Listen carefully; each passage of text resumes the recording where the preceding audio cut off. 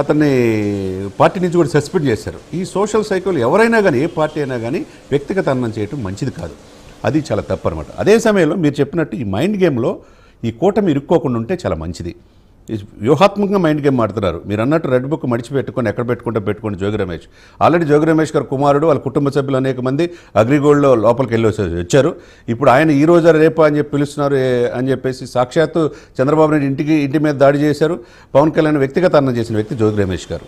ఇకపోతే వంశీ గారి పరిస్థితి ఏంది, తర్వాత లేకపోతే కొడాలి నాని పరిస్థితి ఏంది, రోజా గారి పరిస్థితి ఏంది, ఆట ఆడుకుందాం ఏదో దాంట్లో కూడా ఆరోపణలు వస్తున్నాయి. ఇవన్నీ చూసుకుంటూ ఉంటే నిన్న సాక్షాత్తు మాజీ ఎంపీ ఒక పోలీస్ ఆఫీసర్ అయిన గోరంట్ల మాధవ్ అనే వ్యక్తి సాక్షాత్తు లా అండ్ ఆర్డర్కి తన చేతుల్లో తీసుకోవటం అంటే ఆయన ఏమనుకున్నాడు, ఇప్పటికీ పోలీస్ ఆఫీసర్ అనుకున్నాడు. గుంటూరు దగ్గరికి వెళ్ళి నల్లపాడు సర్కిల్లో పోలీసులు ఇదిలో ఉన్న ఈ వ్యక్తిని కిరణ్ని గుండెల మీద తన్నే పరిస్థితి వచ్చిందంటే ఇక ఏంటి పరిస్థితి, ఎలా ఉంది? ఇది ఆటవిక రాజ్యమా? ఏమనుకున్నారు, తమాషాగా ఉందా ఏంటి? నేను దేశానికి ఎంపీగా చేశాను, పోలీస్ ఆఫీసర్ని ఎస్పీని బయటికి రమ్మంటున్నాడు ఆయన ఎస్పీ కార్యాలయంలో. అంటే ఇక్కడ ఏంటి అంటే ఇట్లా దాడి చేయడానికి ప్రయత్నం చేస్తే అందరిని చూసి చూడనట్టు ఊరుకోవాలా? అక్కడ సాక్షాత్ అక్కడ మేరుగు నాగార్జున గారు, అంబటి రాంబాబు గారు అందరూ ఆయనతో పాటు ఉన్నారు. ఇక్కడ ఏంటంటే సార్, ఇక్కడ వ్యూహాత్మకంగా వైసీపీ వాళ్ళు రెచ్చగొట్టినంత మాత్రాన రెచ్చిపోకుండా అభివృద్ధి మీద దృష్టి పెట్టాల్సిన బాధ్యత కూటమి మీద ఉంటుంది. అదే సమయంలో మీరు చెప్పే మాటలు ప్రతిదీ కూడా ప్రజలు చూస్తున్నారు. ప్రజలు చాలా తెలివిగలరు. ప్రజలకు కావాల్సింది ఏంది, వ్యక్తిగత అన్నం చేయటం కాదు, సంక్షేమం మాటను అభివృద్ధిని మర్చిపోయారు. కాబట్టి 151 సీట్ల నుంచి 11 సీట్లకు పరిమితం అయిపోయింది. మరి పరిమితమైనప్పుడు మళ్ళీ ఏ విధంగా పుంజుకోవాలా, ఉన్నవాళ్ళు వెళ్ళిపోతున్నారనే ఇదిలో ఆ పార్టీ ఉండాలి. కానీ మళ్ళా కౌంటర్ మెకానిజం లాగా దూసుకుపోయి అందరూ కూడా ఇలా నన్ను అరెస్ట్ చేస్తారా లేండి. ఇప్పుడు అసలు యాక్చువల్గా గోరంట్ల మాధవ్ సబ్జెక్ట్ కాదు ఇది. ఎక్కడో ఉన్న సబ్జెక్ట్ని ఈయన రాయలసీమ నుంచి వచ్చి కోస్తాల గుంటూరు నడివడిన జనపరెడ్డి గారు, అక్కడ రెడ్డి గారు ఉన్నారు, ఆయన స్థానికంగా గుంటూరు కాబట్టి అటువంటి వ్యక్తులు చేసిన పర్లేదు. ఈయన అక్కడికి వచ్చి ఐడెంటిటీ క్రైసిస్ కోసం, అంటే తనను గుర్తించట్లేదనే భావన కావచ్చు. అంటే అక్కడ ఏమైందంటే సార్, వాస్తవంగా ఇక్కడ అనంతపురం జిల్లాకి చెందినటువంటి కర్నూలు జిల్లాకు సంబంధించినటువంటి సమావేశానికి అటెండ్ అయ్యారట. ఎందుకంటే పత్తికొండ నియోజకవర్గ ఇన్ఛార్జి బాధ్యతలు కావాలని చెప్పేసి కూడా అడిగారట. సరే చూద్దాం అన్నారు. సో ఈ లోపల ఇది ఒక మంచి అవకాశం దొరికింది. ఇక్కడ ఏంటంటే సెక్షన్స్ ఇక్కడ సార్, ఇక్కడ రాజు గారు ఇక్కడ యాజ్ ఎ లామెన్ గా చెప్తున్నా 351 సెక్షన్ కావచ్చు, 333 కావచ్చు, నాన్ అవైలబుల్ సెక్షన్ పెట్టారు, నోటీస్ ఇస్తున్నారు.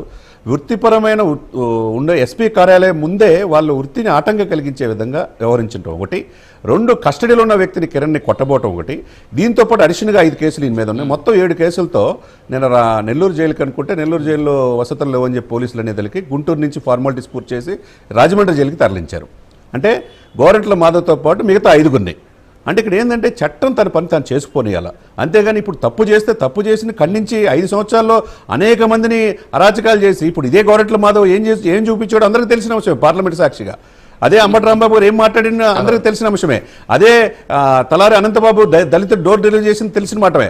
అదే బాపట్లో ఒక 14 సంవత్సరాల కుర్రవాడిని తన అక్కని వేధించొద్దు అనుకుని సజీవజానంద చేశారు. ఇవన్నీ కూడా సమాజం చూసింది 5 సంవత్సరాలు. కాకపోతే ఈ ప్రభుత్వం ఏంటంటే కక్షపూరిత వాతావరణం అని చెప్పి వీళ్ళు అంటున్నారు. అదే సమయంలో చంద్రబాబు నాయుడు గారు చాలా పరిడితో ఇమ్మీడియట్గా అరెస్ట్ చేసి పార్టీని సస్పెండ్ చేశారు. ఆ విధంగా rule is rule for all. ఇప్పుడు అదే సమయంలో చంద్రబాబు నాయుడు గారు భార్యని, కోడల్ని, వాళ్ళ కొడుకుని ఇచ్చేసి ఆయన కళ్ళమట్టి నీళ్ళు తెప్పించి అసెంబ్లీలో బయట పంపిస్తే అదే కక్ష తీసుకోవాలంటే ఫస్ట్ 1 మంత్లో తీర్చుకునేవాళ్ళు. ఇప్పుడు 10 నెలలు ఏంటంటే యాజ్ అ లా ప్రకారం ఒక సాక్ష్యాల ప్రకారం సేకరించి వాళ్ళు తప్పు చేస్తే కనుక ఆ సాక్ష్యాలు సబ్మిట్ చేసేసి కేసు ఫైల్ చేసి లోపల పంపిస్తున్నారు. అది పోసాని కృష్ణమూర్తి కావచ్చు, బోరగడ్డ అనిల్ కావచ్చు, నందిగం సురేష్ కావచ్చు, వాట్ ఎవర్ ఎవరైనా కాదు. చట్టం దృష్టిలో ఏంటంటే చట్టాన్ని తన చేతిలో తీసుకోవటం చాలా తప్పండి. అది మోసపూరితమైన కుట్ర. ఈయన ఎక్కడో ఉన్న వ్యక్తి, రాయలసీమ చెందిన వ్యక్తి గుంటూరులో వీళ్ళ మీద దాడి చేసి వాళ్ళ వృత్తిపరమైన ఆటంకం కలిగజేసి పోలీసుల ధైర్యాన్ని దెబ్బతీసిన విధంగా అలా చేయటం అనేది గోరంట్ల మాధవ్ చేసిన తప్పు. దాంతోపాటు సహకరించిన నాయకుడు ఇప్పటికైనా సార్ వాళ్ళు లీగల్గా పోలీసులు వెళ్ళబోతున్నారు. ఎప్పుడు లేని విధంగా ఈ దేశంలో ఏ ముఖ్యమంత్రి చేయని విధంగా మాజీ ముఖ్యమంత్రిగా ఉన్న వ్యక్తి ఇప్పుడు స్టిల్ 10 సంవత్సరాల నుంచి బెయిల్ మీద ఉన్నారన్నారు, 33 కేసులు అన్నారు. సరే విచారణ దశలో ఉన్నాయి, పక్కన పెట్టండి. ఇప్పుడు ముఖ్యమంత్రిగా చేసిన వ్యక్తి ఆయన సాక్షాత్తు పోలీసులు బట్టలెప్పదీస్తారంటే ఈ దేశంలో ఏ ముఖ్యమంత్రి కూడా అలా అనలేదు సార్.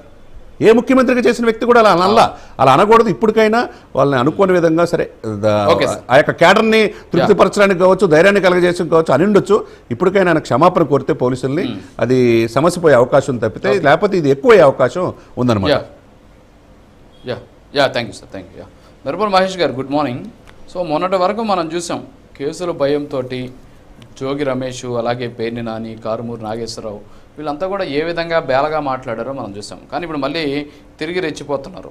ఇక గోరంట్ల మాధవ్ ఇందాక మనకు మన చందు శ్రీనివాస్ గారు చెప్పినట్టు ఆయన రెచ్చిపోయినటువంటి తీరు ఇటీవల జగన్ మాటలు ఏమైనా స్ఫూర్తిగా తీసుకున్నారా అనేటటువంటి అనుమానాలు వ్యక్తమవుతున్నాయి. ఏంటి జగన్మోహన్ రెడ్డి జవసత్వాలు నింపుతూ మళ్ళీ అవసరమైతే జైలుకైనా వెళ్దాం, ఈసారి కంపల్సరీ అటెన్షన్ గ్రాప్ చేద్దాం ప్రజలదనే ఉద్దేశంతో ఏమైనా ముందుకెళ్తున్నారనుకోవచ్చా మనం?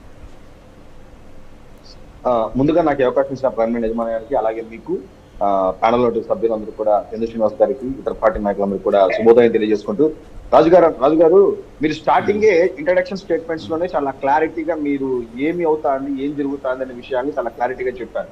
నిజం. ఇప్పుడు ఇప్పుడు వీళ్ళు 11 సీట్లు వచ్చినా కానీ ఇంకా లైమ్ లైట్ లో వీళ్ళు ఉన్నారంటే, 10 సంవత్సరాలుగా వీళ్ళ మీదే మనం చర్చిస్తున్నామంటే, చాలా ఛానల్స్ వీళ్ళ మీద డిబేట్స్ పెడుతున్నారంటే కేవలం వైసీపీకి ఉన్నటువంటి ఒక అజెండా. ఆ అజెండా ఏంటంటే బూతులు మాట్లాడడం వాళ్ళ అజెండా, తిట్లతో ట్రాప్ చేయడం వాళ్ళొక అజెండా, ఎట్లయినా లైమ్ లైట్ లో ఉండాలనుకోవడం వాళ్ళ అజెండా. మీరు చూడండి, జగన్మోహన్ రెడ్డి గారు ఎప్పుడు పబ్లిక్ లోకి వచ్చి ఒక ప్రెస్ మీట్ పెట్టినా, లేదు ఎక్కడైనా పరామర్శలు జరిగినా, ఆ రోజు ఆయన యొక్క మొత్తం మీడియా యొక్క అటెన్షన్ ని గ్రాప్ చేయాలని, అక్కడ ఉన్నటువంటి కార్యకర్తల ఉత్సాహం నింపాలని చెప్పి ఖచ్చితంగా ఆయన ఎటువంటి స్టేట్మెంట్స్ ఇస్తాడంటే ఎవరు ఎక్స్పెక్ట్ చేయని స్టేట్మెంట్స్ ఆయన ఇస్తాడు, ఖచ్చితంగా ఇస్తాడు. అది వాళ్ళ యొక్క పొలిటికల్ ప్రాసెస్, వైసీపీ యొక్క పొలిటికల్ ప్రాసెస్ లో అది ఒక పార్ట్. సో ఆ ప్రాసెస్ లో నాకున్న దీని ప్రకారం వాళ్ళు 100% సక్సెస్ వాళ్ళు చెప్పాలంటే.